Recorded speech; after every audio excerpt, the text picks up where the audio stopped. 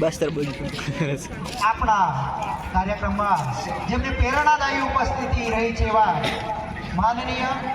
Vijaybhai R Patel, માનનીય નાયબ મુખ્ય દંડક ગુજરાત.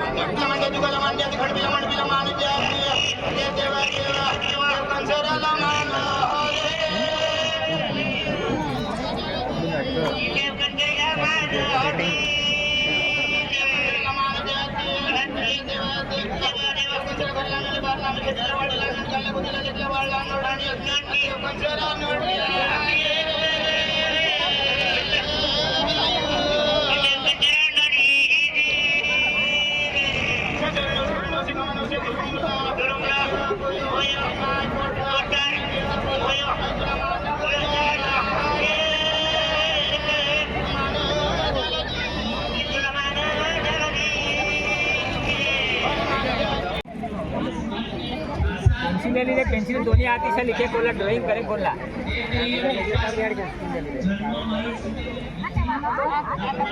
ये तो पंखों से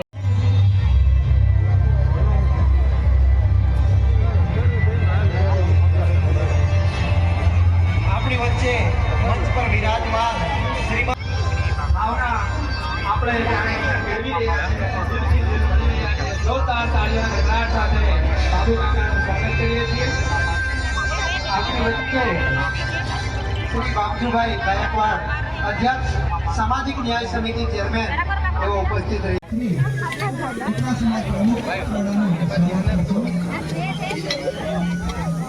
हाँ એટલે જો માગું હે ને